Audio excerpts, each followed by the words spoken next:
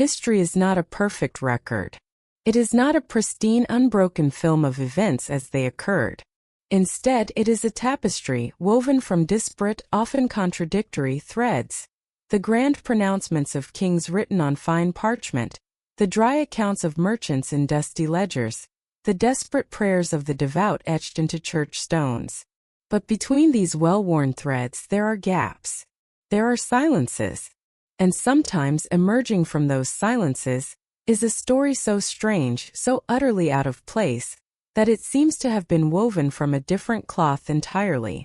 A story that challenges our very understanding of the past, feeling less like history and more like a dream, a feverish whisper from a forgotten age. Tonight we travel back. Not just in time but in understanding. We journey to the 12th century, to a corner of England shrouded in mist, fear, and the shadow of civil war. We traveled to the small, unassuming village of Woolpit in the county of Suffolk. It is here, amidst the toil and turmoil of medieval life, that one of the most enduring and baffling historical anomalies was recorded.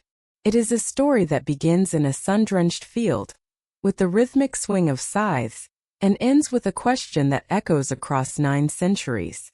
This is the story of the Green Children of Woolpit, perhaps the most compelling of all medieval mysteries.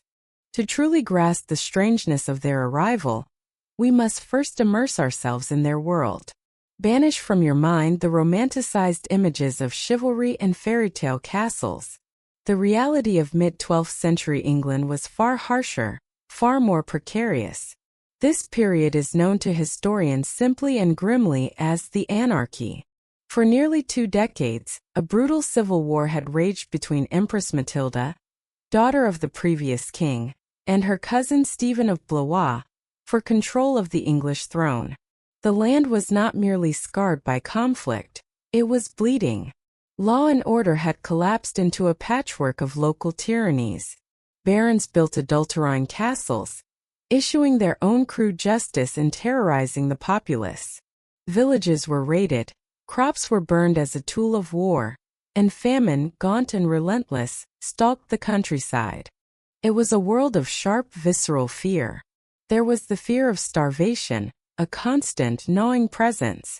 There was the fear of your neighbor, who might betray you for a loaf of bread.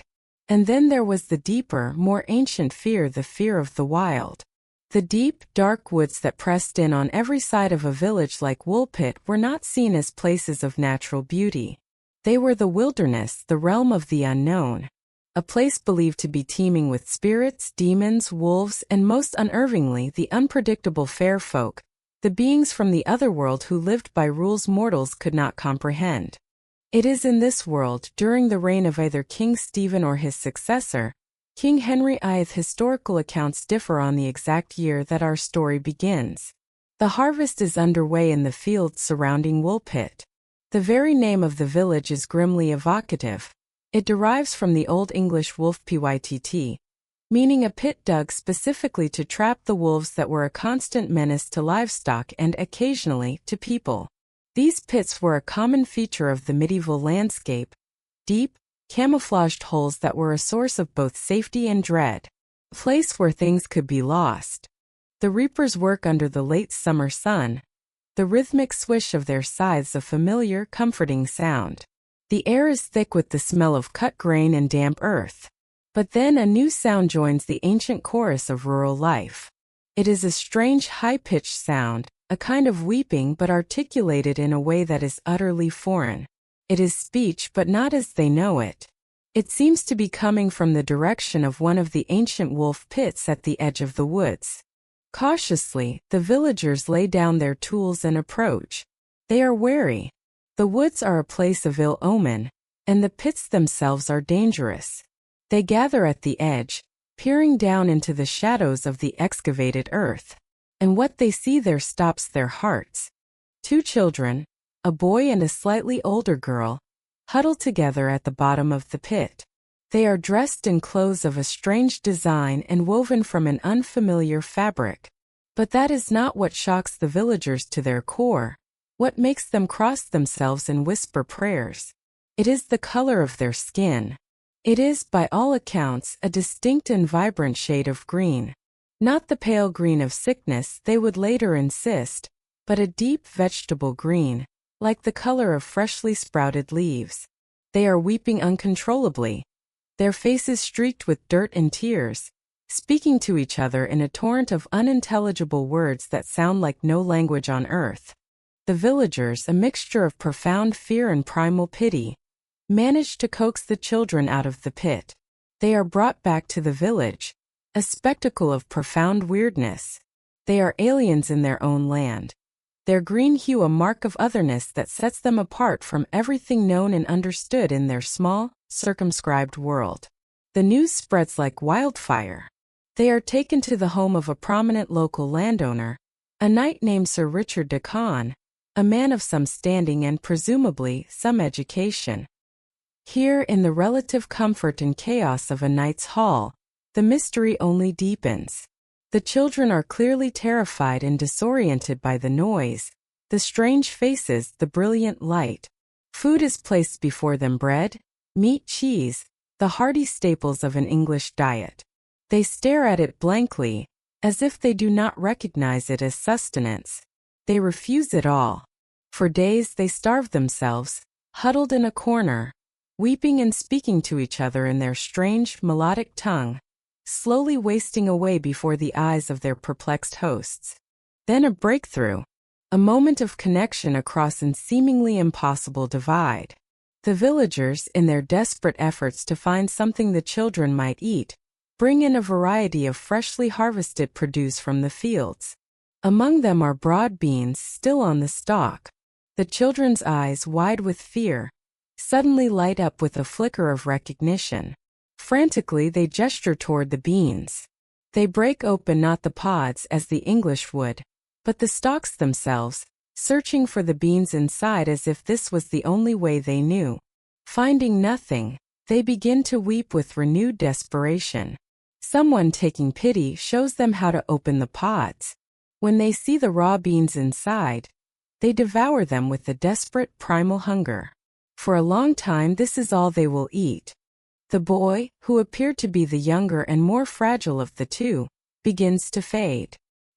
He was already weak upon their discovery, and his deep, inconsolable melancholy and his failure to adapt prove fatal. He grows more listless, his green skin taking on a paler, sicker shade, and within a short time of their arrival, he dies. He is buried in the village, a small green mystery returned to the English earth, his secrets unspoken. The girl, however, proves more resilient. She is tougher, more adaptable. Slowly, under the care of Sir Richard's household, she begins to emerge from her shell of terror. She learns to eat other foods: bread, then milk, then meat. And as her diet diversifies, a remarkable physical transformation occurs.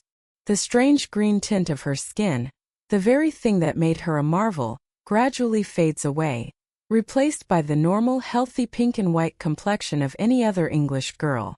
She is eventually baptized into the Christian faith, formally shedding her otherworldly past, and is given a name: Agnes. And, most importantly, over the years she learns to speak English. As her command of the language grows, the villagers, her caretakers, and Sir Richard himself are finally able to ask the questions that have been burning in their minds since that fateful day at the wolf pit. Who are you? Where do you come from? Why is your skin green? The story she tells is more fantastic, more bewildering than any of them could have possibly imagined. Agnes explains in her halting, newly acquired English that she and her brother came from a place called St. Martin's Land. It was, she said, a subterranean country, a place of perpetual twilight where the sun, as the people of Woolpit knew it, never rose. There was only a dim, constant glow, like the sky after sunset or before dawn. In St. Martin's Land, she insisted, all the inhabitants, all the animals, everything was the color green, just as she and her brother had been. She described a Christian community, with churches of their own. She could not explain precisely how they arrived in Woolpit. Her memory of the event was fragmented, dreamlike. She said that on that day, She and her brother were herding their father's cattle. They followed the herd into a cave, a great cavern. Deeper inside, they could hear the sound of bells ringing, a beautiful, captivating sound that drew them forward. They followed the sound, lost in the darkness of the passage for a long time, until they emerged suddenly, shockingly, into the blinding, brilliant sunlight of the Woolpit harvest field. The sudden, painful brightness of the sun, she said, overwhelmed them. It was a physical assault on their senses. Disoriented and terrified, they lay there by the mouth of the cave, the wolf pit, until they were found by the reapers. Agnes, the girl who fell to earth, lived on in Sir Richard's household for several years. The chroniclers who recorded her story, with a touch of medieval moralizing, described her as being rather loose and wanton in her conduct, which may simply mean she was a bit wild and free-spirited, not fully assimilating to the strictures of 12th century English society. She eventually married a man from King's Lynn, a bustling port town some 40 miles away, and was for a time lost to the historical record. This incredible tale, this fragment of unexplained phenomena, comes to us not from a single questionable source, but from two independent and highly respected historical writers of the 12th century. This is not a piece of Victorian folklore embellished over time, or a modern internet fabrication. This is a story recorded by medieval chroniclers who were close to the event, men who believed it to be true. Their testimony is what lifts this story out of the realm of simple folklore and places it firmly in the category of medieval mysteries. Our first source was William of Newburgh. He was a learned historian and an Augustinian canon from Yorkshire, a man of the north. He included the story in his great work on the history of England, the Historia Rerum Anglicarum, written in the 1190s. William was, for his time, a careful, even skeptical historian. His work is filled with the desire to separate fact from fiction. He often dismissed tales of ghosts and fanciful miracles as the products of overactive imaginations. Yet, he presents the story of the Green Children as a factual account. He states that while he was long in doubt, he was finally overwhelmed by the weight of so much and such competent testimony. He saw it as a prodigy, a strange and marvelous act of God, but a real event nonetheless. He frames it as a wonder that defies human explanation but is nonetheless true. Our second source is even more compelling, as it claims to be closer to the events. Ralph of Coggeshall was the abbot of a Cistercian monastery in Essex, about 26 miles south of Woolpit. He recorded the story in his Chronic in Anglicanum around the year 1220. What makes Ralph's account so profoundly significant is his claimed chain of custody for the story. He states that he heard the tale many times from Sir Richard de Conn himself, the very man who took the girl into his home and served as her guardian. Ralph writes that Agnes was still a servant in Sir Richard's household when he, Ralph, was a frequent guest there. He got the story, he implies, straight from the horse's mouth. He heard it from the man who raised the girl. This claim of a first-hand, high-status source gives his account a powerful ring of authenticity. So we are left with this: two respected chroniclers, writing independently of one another, recording the same bizarre event as fact, with one claiming a direct connection to the central figures. This is the bedrock of the mystery, and it demands an explanation. Over the 9 centuries since the children appeared, many have tried to provide one. The theories range from the fantastical to the mundane, each attempting to solve the puzzle of their origin, their green skin, and their strange otherworldly tale. Let's examine these explanations, peeling back the layers of this ancient enigma. First, let's explore the fantastical interpretations, the ones that take Agnes's story at face value. Could the children truly have come from a subterranean world? The idea of a hollow earth, a world beneath our feet teeming with life, has been a persistent fantasy for centuries. In this view, St. Martin's Land is a real physical place, and the children simply stumbled through a portal, or a cave that connected the two worlds. This theory embraces the magical worldview of the 12th century. To them, the world was layered and boundaries were thin. A deep cave, an ancient burial mound, a dark forest, these could all be gateways. While thrilling, this theory requires a belief in a world for which we have no scientific evidence. It takes Agnes's testimony, the testimony of a traumatized child, trying to explain an incomprehensible experience as literal, geographical fact. A more modern twist on this is the extraterrestrial or interdimensional theory. Could the green children have been aliens? Their green skin, their strange clothes, their unknown language, it all fits the popular 20th century archetype of visitors from another world. In this interpretation, St. Martin's Land is another planet or another dimension. The cave they wandered through was a wormhole or a transporter malfunction. This theory is a fascinating example of how every generation reinterprets mysteries through the lens of its own anxieties and mythologies. But it is a profoundly anachronistic reading. The villagers of Woolpit would not have seen aliens. In their conceptual universe, such a category did not exist. They would have seen fairies, demons, or a manifestation of God's divine power. Let's delve deeper into that medieval worldview.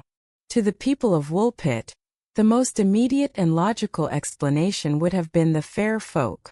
English folklore, with deep roots in Celtic and Germanic mythology, was rife with tales of a parallel world, the realm of fairy, existing alongside our own, hidden behind a veil of magic.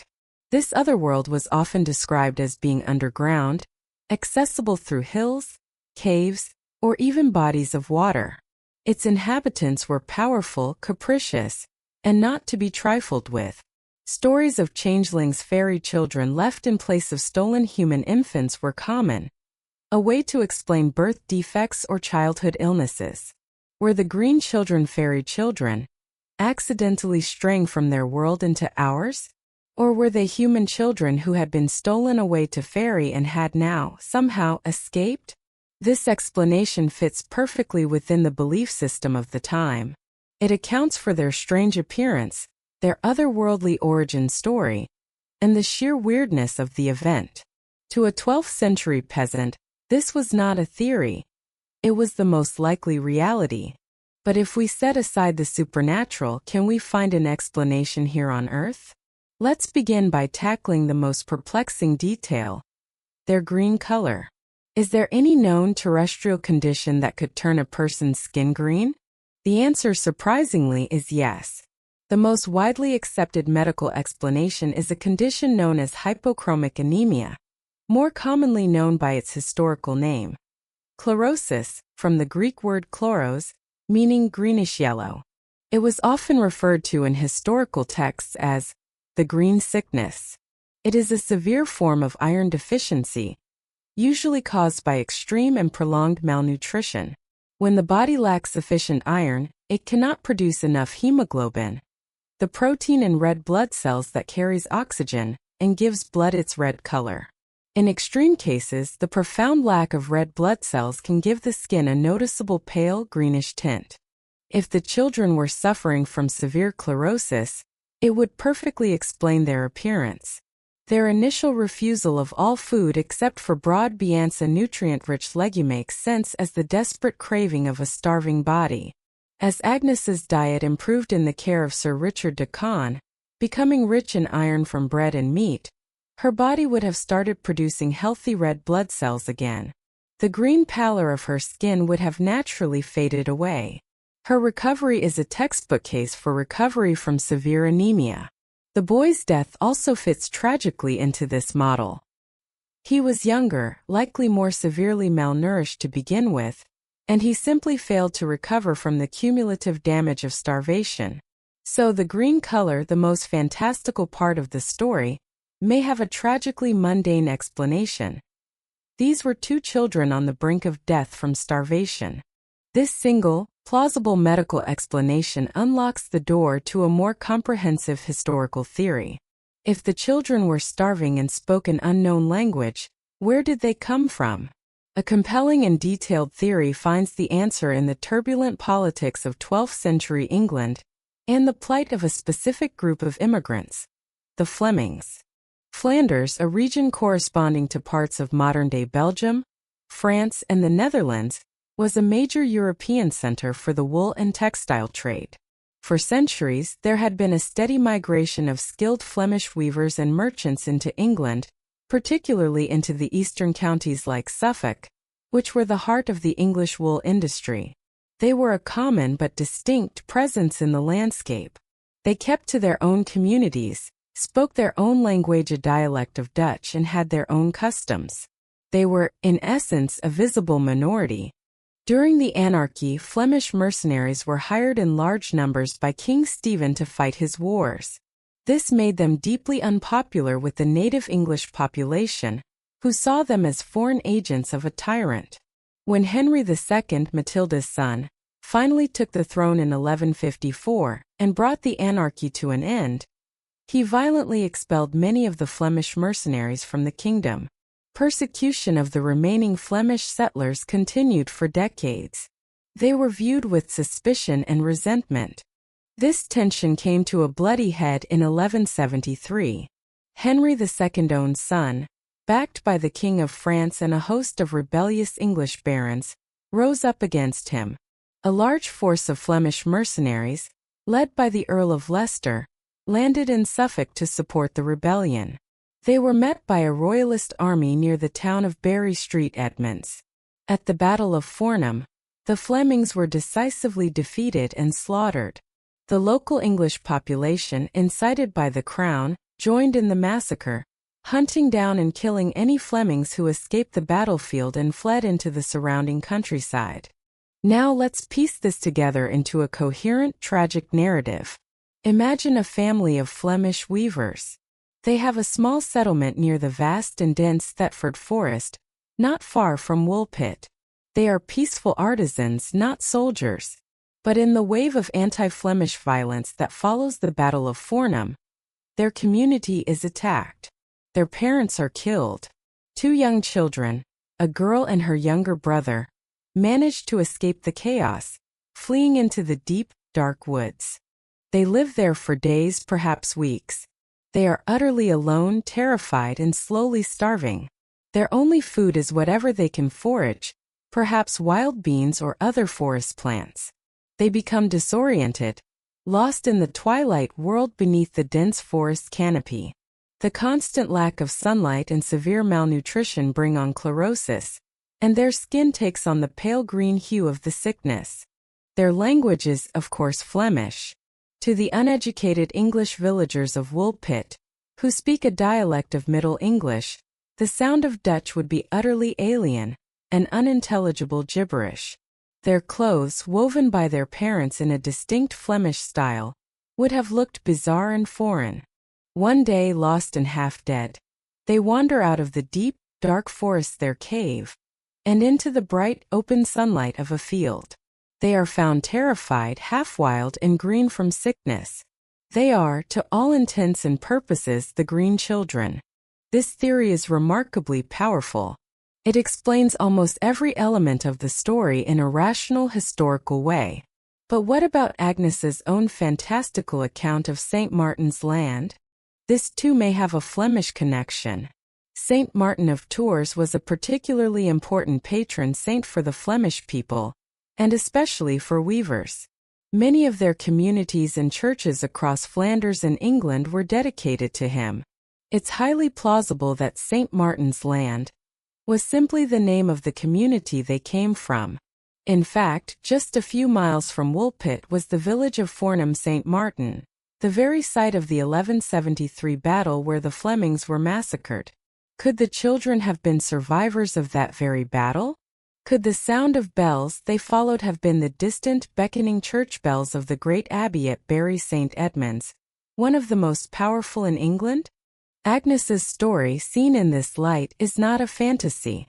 It is the fragmented, traumatic memory of a young child, struggling to make sense of an unspeakable horror. The cave was the dark forest that was both her prison and her sanctuary. The twilight was the dim, filtered light beneath the trees. St. Martin's Land was home, a place now lost to violence. Her story is a coded, symbolic account of her trauma, translated and inevitably interpreted through the religious and superstitious lens of her 12th-century rescuers. This theory, known as the persecuted Flemish immigrants theory, is the most widely accepted historical explanation. It grounds the story in the real-world chaos of the time and provides logical answers for the children's appearance, language, diet, and their fantastical story. It transforms a fairy tale into a poignant human drama, a stark reminder of the forgotten victims of war and persecution, the collateral damage of history. And yet, it is not without its questions. If they were from a local Flemish community, would their language truly have been so utterly unintelligible? Flemish and Middle English were both Germanic languages. Some mutual intelligibility, however slight, might be expected. And would two traumatized children invent such a cohesive, if strange, narrative? This leads us to one final, more skeptical interpretation: that the entire story is a work of fiction, a beautifully constructed folktale. Proponents of this theory argue that the story of the Green Children is simply a literary example of a common folklore motif that was written down and historicized by the chroniclers. The Green Man is a powerful, ancient figure in English folklore, a symbol of nature and rebirth. As we discussed, tales of humans stumbling into a magical fairy world were tenpenny. Perhaps the story of the Green Children was a local Suffolk folktale, a way of explaining the strange, ancient earthworks and wolf pits around the village, which were so often associated with the supernatural. According to this theory, Ralph of Coggeshall and William of Newburgh simply heard a particularly compelling local tale and, finding it marvelous and edifying, recorded it as if it were a real event. This was not uncommon for medieval chroniclers, who did not always distinguish between history, hearsay, and legend in the way a modern historian would. Their purpose was often to record God's wonders as much as it was to record human events. And yet, the level of detail in their accounts argues against it being a simple myth. The specific, non-essential names like Sir Richard de Conn, the mundane details like the children's initial preference for beans, or Agnes's eventual marriage to a man from King's Lynn.